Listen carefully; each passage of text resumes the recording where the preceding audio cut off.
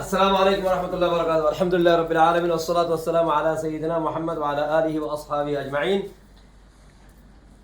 আলহামদুলিল্লাহ সুম্মা আলহামদুলিল্লাহ, আলহামদুলিল্লাহি হামদান কাসীরান তাইয়িবান মুবারাকান ফীহ।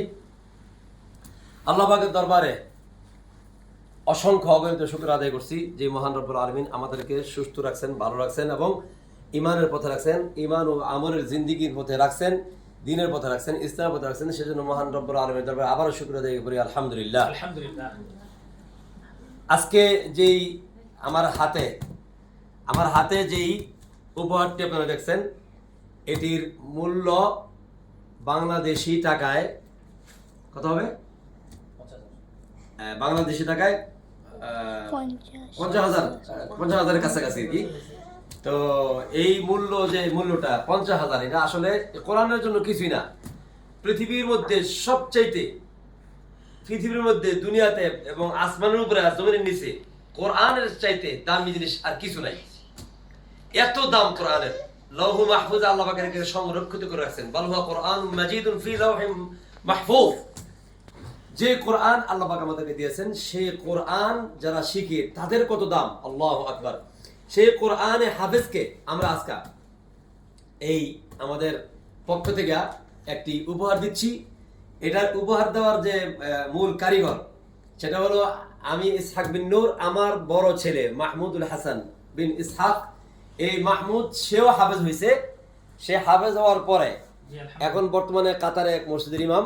আলহামদুলিল্লাহ সুম্মা আলহামদুলিল্লাহ। এখন আমার তারপরে যে ছেলে আলী বিন ইসহাক, এই যে আলী বিন ইসহাক, এই যে আমার মেজু ছেলে আলী বিন ইসহাক নূর, সে আলহামদুলিল্লাহ গত 5-6 মাস আগে, না 6 মাস পূর্বে কোরআনকে পরিপূর্ণ হেফজ শেষ করেছেন।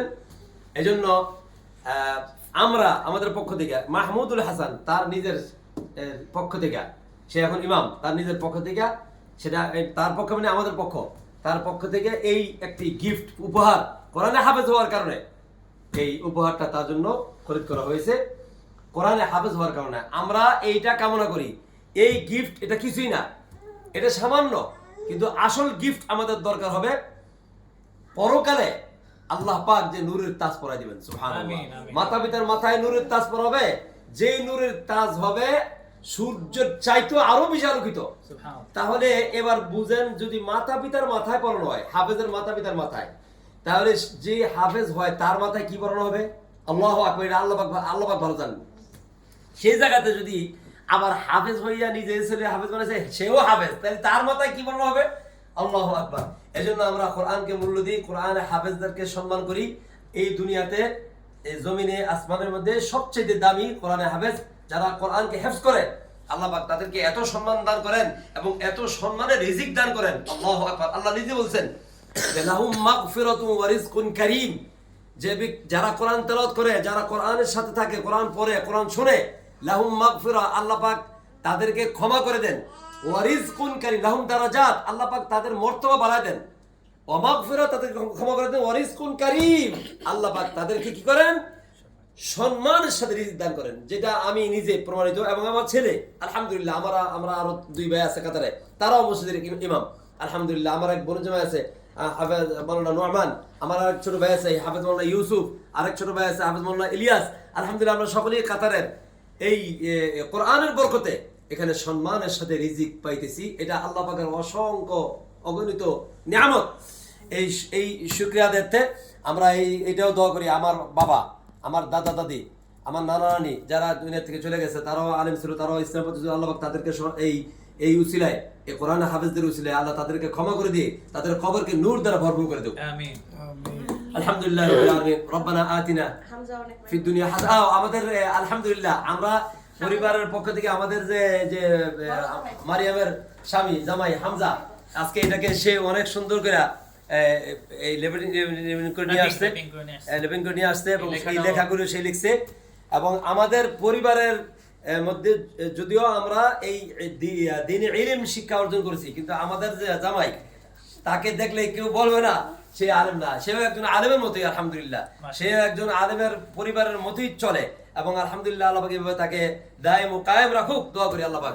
এবং আমাদের সামনে আরেকজন বিবাহের জন্য প্রস্তুত আছে, তার জন্য আমরা এইভাবে খুঁজতেছি যেন দিনদার মুত্তাকি স্বামী তার জন্য ব্যবস্থা করা হয়। আল্লাহ পাক আমাদেরকে এই তৌফিক দান করুক, আল্লাহ পাক আমাদের এই জিনিসগুলো কবুল করুক। এবং সেই সাথে সর্বোপরি দোয়া করি আল্লাহ পাক আমাদের দুনিয়া ও আখিরাত দুজনের কল্যাণ দান করুক। আর শেষ কথা হলো, আলী এই কোরআনে হাফেজ হইছ, যদি ভুলা যাস তাইলে দুনিয়াও বরবাদ, আখিরাতও বরবাদ। এই জন্য এই কোরআনে হাফেজকে এই উপহারকে তোরে দেওয়ার উদ্দেশ্য, তোর ভাই তোরে দিছে এই উদ্দেশ্য করে যে এইটাকে তুই পাইয়া তুই এটাকে আনন্দ উৎসবে গ্রহণ করিয়া আরো মেহনত করে কোরআনকে যাতে কমপ্লিট করে মুখস্থ টাইট মজবুত করতে পারো। এই জন্য আল্লাহ পাক তোরে মুকাম্মেল হাফেজ বানায় দেব। এই জন্য তোর মেহনত করতে হবে কোরআনের প্রতি। এই কোরআনের প্রতি মেহনত করাকে উৎসাহ দেওয়ার জন্য কিন্তু মাহমুদ তোকে দিছে, উদ্দেশ্য কিন্তু এইটা। অতএব কোরআনের প্রতি তোর মেহনত আমরা চাই, চূড়ান্ত মেহনত করতে হবে। তোর সময় পাইলে কোরআন পড়তে হবে, সুযোগ পাইলে অবশ্যই এটাকেও তুই ব্যবহার করবি, সমস্যা নেই। কিন্তু মোবাইলের চাইতে এটা তোর দেওয়া হয়েছে যাতে মোবাইলটা তুই ব্যবহার কম করস। মোবাইল ব্যবহার না করে এটাকে ব্যবহার করবি। এবং এইটা সুযোগ মতো, সময় মতো, অল্প সময়। কিন্তু তোর মেন উদ্দেশ্য হলো কোরআনকে কোরআনের প্রতি মেহনত করতে হবে। কোরআনকে ভালো হাফেজ হইয়া ইনশাআল্লাহ আল্লাহ পাক করে ভালো হাফেজ বানা দেখ, বামুল হাফেজ বামুল কারি হকানা আলী ওলি বানা দেখ। এবং সেই সাথে দুনিয়া আখিরাত উভয় জাহানের কল্যাণ দান করে দেব। আমিন। আমারিনা ইল্লাল বালাগ। আসসালামু আলাইকুম ওয়া রাহমাতুল্লাহি ওয়া বারাকাতুহু ওয়া জাযাকুমুল্লাহু খাইরান।